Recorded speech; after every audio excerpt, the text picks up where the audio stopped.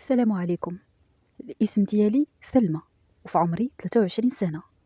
جيت نحكي لكم قصتي، واحد القصة اللي غريبة من نوعها، ما كنتوقعش انها فايت وقعت لشي حد. يمكن انا اول وحدة في الدنيا وقعت ليها هاد القصة. بغيتكم تسمعوا وما تستغربوش، حيت هذه هي الدنيا. ما عرفش كيفاش غنقول، فيها العجب العجاب. بنبدا معكم قصتي من الطفولة. انا بنت واحد الحي شعبي بزاف، الديور شي لاصق في شي، والدروبه صغارين، ما كيدخلوش فيهم طوموبيلات، كيدوزو فيهم غير كرارس. المهم، غير بغيت نقرب لكم الصوره على نوع الحي اللي حنا ساكنين فيه. الجيران الصراحه لبعضياتهم، ولكن واحد الحي اللي كان مهمش بزاف، شعبي ومهمش، وفيه غير الناس المشمكرين. بهذا المصطلح، غير الناس المشمكرين. وحتى انا من هذوك المشمكرين والمشمكرات. ما تخيلوش هذاك التشمكير اللي صعيب بزاف، ولكن تا انا ماشيه في هذيك الطريق وفي هذيك الحاله، وفي داك الشيء اللي في هذوك الناس كاملين. من هذوك البنات اللي كيلبسوا الكيطمات والصنداله والتقاشر، من هذوك البنات اللي كيسبوا شعرهم 17 مره في الشهر، من هذوك البنات اللي مريشات وكيبانوا حالتهم حاله. ايه، انا من هذاك النوع، او بالاحرى كنت من هذاك النوع. الحمد لله. قريت حتى الكاتريام، وكنت اعتبر شي وحده اللي راني قريت، حيت الاغلبيه ديال البنات دربنا السادس الرابع الخامس الثاني، وكاين اللي ما كتقراش بالمره، غير التحضيره وكتخرج، كلشي مسطل، حتى شي حد ما كيقرا. هكذاك حياتنا، وهكذاك تعودنا، وداكشي كيجينا عادي وماشي غريب. اما الدراري خلاص، والو، غير مشمكرين، كلهم واقفين غير في الراس ديال الدرب، حالتهم حاله، كيتعاندوا غير على الخوا الخاوي، ما كاينش فيهم اللي خدام. ايوا ملي درت انا 17 عام، انا كنت زوينه بزاف وكنحمق بالزين، وكان واحد ولد جيراننا كيحماق عليا، وكان حتى هو من هذوك اللي كيوقفوا في راس الدرب، ما يكسب ما يعلم. الا ما مداتش ليه مو فلوس الكارو راه ما يكميش، ما عنده والو، ولكن كان كيحماق ويتسطى عليا. يمكن يجيكم هذا الشيء اللي كنعاود غريب، ولكن يا خوتي راه انا اللي عشته، والحومه ديالي والبيئه عايشه نفس الجو ونفس الوضع. ما كاينش شي حاجه اللي هي مختلفه، كاملين عايشين نفس الوضع، وكاملين كيجينا عادي. تقدروا نتوما تسمعوا ويجيكم غريب، ولكن حنا كبرنا فيه. وهاد الدري ملي كان كيحماق ويتسطى عليا وقالها لي شحال من مره، قلت لي واش غنديروا؟ غنشدوا شي سداري في ضرمك؟ وحيت هو ما كانش عنده الاب ديالو، غير الام، وهذيك مو هي اللي خدامه عليهم في الديور. هو راه فوق 20 عام وبقى مو خدامه عليه. قلت لي شنو غادي نديروا؟ نشدوا سداري في ضرمك؟ جا هو قال لي لا، غير انت قولي موافقه وانا غادي نخدم على راسي. قلت ليه صافي، كتسناني حتى نقول لك موافقه؟ عاد انت تخدم على راسك. يلا انا موافقه، يلا سيري بين لينا عرض كتافك نشوفك اش غدير. انا كنت مترجله بحكم هذاك الجو اللي حنا فيه. ما عرفت، تربينا غير في وسط الدير وفي وسط الزنقه، ما كناش كنرجعوا لدارنا حتى نص الليل. هكا حنا كنا دايرين، وما كاينش اللي كيهضر معانا، مولفين على هذاك الشيء ومتعودين عليه وماشيين عليه كاملين. جيت انا ملي قلت ليه صافي موافقه، هذيك الليله جمع حوايجو والصباح صباح مسافر. ملي سولت عليه في الدرب قالوا ليه راه سافر، مشى لمدينه واحده اخرى ومشى باش يخدم. انا جاتني غريبه، واش هاد السيد من نيتو كيهضر؟ انا عند بالي غير كيتفلى. المهم ما ديتهاش فيه، بقى مسافر مده 4 شهور، وانا خلاص في هذيك 4 شهور شحال من واحد تعرفت عليه، شحال من واحد خرجت معاه. ما كنديرش شي حاجه اللي هي يعني فايته الحدود ولا فايته الخطوط الحمراء، ولكن واخا هكاك، هذاك راه هو التسكع، وهذاك هو الضياع، وهذاك هو الفلاس، وهذاك هو الفساد. المهم في هذيك المده كلها، كيف ما قلت لكم شحال من واحد خرجت معاه، جا النهار اللي جا فيه، وملي جا خلاص الدراري ديال الدرب كلهم كيسلموا عليه وفرحانين بيه. وفين كنتي واش هاد الغيبه؟ وانا نشوفه والساك ديال السفر في يديه. جا هو قال لي انا وفيت بالوعد ديالي، ها انا دابا جيت. ايوا قلت لي شنو درتي؟ قال لي راني خدمت، وراني قادر دابا باش نفتح دار ونفرشها ونتزوجك. ما غاديش ندير لك شي عرس كبير، ولكن ندير لك شي حاجه على قد الحال، وراني تقاتلت باش ندير لك داك الشي فوق الجهد. بقيت انا غير مصدومه، ما تخيلتوش يكون كيهضر بالنيه فعلا. ما قلت لي لا اياه لا لا، ودخلت للدار وبقيت غير كنخمم في هذيك الكارثه. وانا ما مستعداش الصراحه نتزوج، بحال باقا مازال باغا نعيش حياتي ونلعب وندور، ولكن تحرجت حيت ما موالفاش كنعطي الكلمه وكندور فيها. وهو صيدني الصراحة، ولكن صدق راجل بالمعقول، ما كنتش متوقعاها فيه. قلتها لماما، قلت ليها ها شنو وها شنو. جات هي قالت لي ايوا صافي، هذه فرصه باش انت ترجعي من هذيك الطريق اللي انت ماشيه فيها، واللي جالسه كتضيعي في وقتك وتقيلي تسكعي في الدروبه.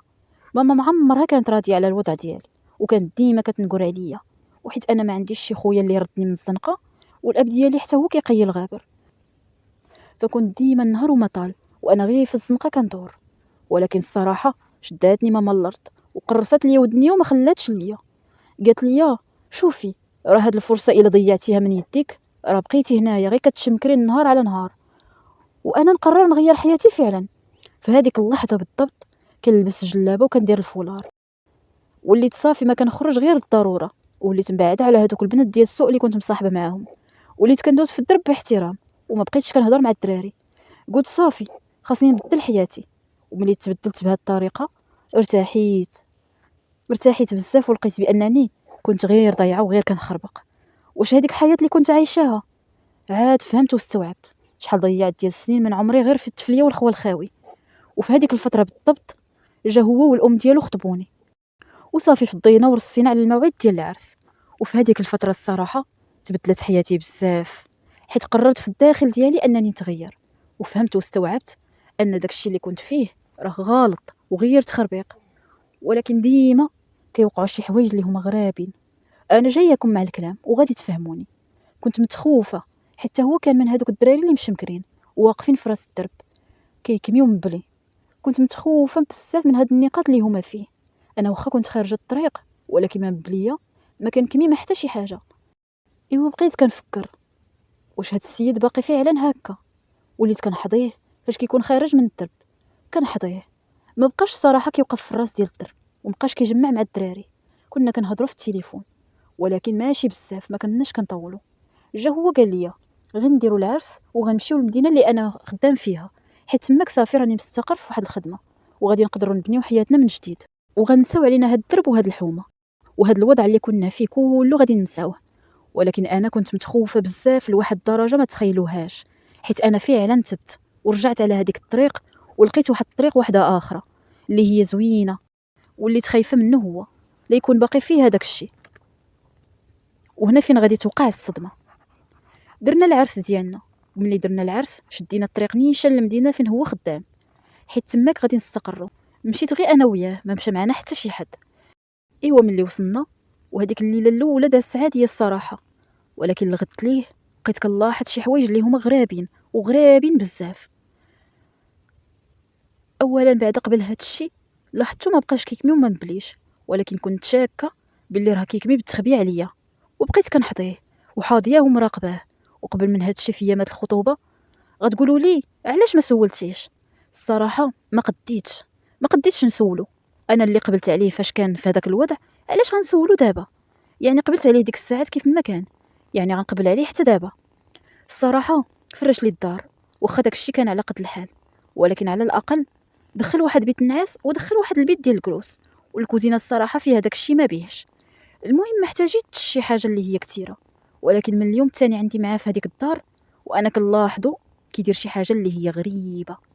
في كل ليله كضرب 3 ديال الليل كينوض وكيسد عليا الباب ديال البيت النعاس وكيمشي. اشنو كيدير ما عرفتش، وانا الصراحه جاتني الخلعه والخوف، وبقيت غير كنخمم ورجليا كيترعدوا. كل مره كنقول نوض نتبعو نشوفو اش كيدير وما كنقدرش. كنبقى هكا حتى كيصبح الصباح وكيرجع تاني ينعس حتى لديك 9 وكينوض يمشي لخدمته يوميا. استمريت على هاد الحال مده سيمانه، وانا نفس العذاب كيتكرر عليا. الناس كتنعس وانا كنبات فايقه كالهبيله، حاضيه وخايفه.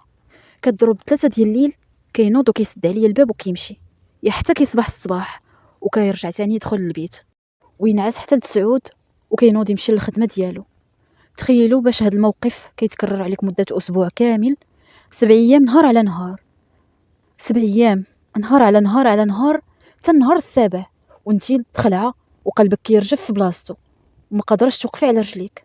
وانا صافي كنت عارفاه كيدير شي حاجه اللي هي خايبه، وحيت انا عارفه الماضي ديالو كيف داير والحومه اللي هو فيها واللي كبرت انا فيها. في الصراحه كنت مخلوعه بزاف، وبحال الا شي واحد اللي باغي يعرف شي حاجه وما قادرش. شي واحد اللي باغي يعرف واحد الحاجة اللي هي مجهولة واللي هي ما واضحاش ليه، ولكن في نفس الوقت ما قادرش، مخلي كاتم داك الشي في قلبه وصابر ومتحمل هذاك الضغط، وفي نفس الوقت ما قادرش نفتح هذاك الباب ونخرج على برا ونشوف اش كيدير. ملي كمل الاسبوع قلت مستحيل نزيد نصبر انا 7 ايام كلها، خليني نعرف اليوم نفرقع هاد الرمانه، واذا لقيتو كيدير شي حاجه اللي هي خايبه راه ما غاديش نبقى معاه حتى نهار، حيت انا فعلا تبت وتبت بالمعقول. ما نقدرش نجلس مع انسان بحال هكا كيدير شي حاجه اللي هي خبيثه. حليت الباب ورجلين ديالي كيشطحوا في بلاصتهم، ما قادراش نوقف عليهم. تخيلوا ماشي حيط حيط، ماشي غير مع الحيط، حيت ما قادراش نوقف ورجلي ما قادينش يهزوني. ومشيت شويه بشويه وانا كنقلب وكنتفتف فينا هو، حتى كيبان لي الضو مشعول جهه الصالون، والصالون عندنا في الراس ديال البيت. ملي بان لي الضو مشعول والباب محلوله صافي تماك فين رجليا فشلو، وزايده بشويه بشويه وانا مخلوعه وكنقول والو، اليوم نعرف اش كيدير، اليوم نعرف اش كيدير. وفعلا وصلت وبمشقه الانفس، ولكن ملي وصلت كنتصدم واحد الصدمه اللي هي كبيره، شي حاجه اللي ما كنتش متوقعاها بالمره. في 3 الليل اش كيدير هاد السيد؟ في 3 الليل كيصلي يا خوتي، كيصلي حاط السجاده ومستقبل القبله وكيصلي، ولابس الفوقيه ديالو ومشعل الضو اللي هو خفيف، والمصحف في يدو جالس كيصلي ويعاود. انا طحت على ركابيه وبقيت غير كنبكي، غير كنبكي وكنعاود، كنشوف الرعب اللي عشت فيه مده اسبوع كامل، وانا خايفه يكون كيدير شي حاجه اللي هي خايبه وكتغضب الله. وفي الاخر نلقاه كيصلي، واحد الخلعه، واحد الفرحه، واحد ما عرفتش شي احاسيس اللي هما مخلطين ومشاعر اللي هما مبعترين في قلبي لداخل. واخا نعيا ما نوصف ليكم الاحساس ديالي في هذيك اللحظه، ما غاديش تحسوا بيا. واحد الاحساس بالفخر، واحد الاحساس بالفرحه والارتياح. قلت واخيرا الحمد لله، فعلا تاب توبه نصوح. بقيت نسناه حتى كمل هذوك الركعات ديالو وجلست حداه، شد ليا في يدي وقال لي واش تصلي معايا؟ قلت لي ان شاء الله، ومشيت توضيت. وهادوك غيكونوا اول ركعات غادي نصليهم في حياتي كامله. اه اول ركعات غنصليهم في حياتي كامله صليتهم معاه، وهذيك ولله الحمد كانت هي البدايه فعلا، وكانت اجمل بدايه.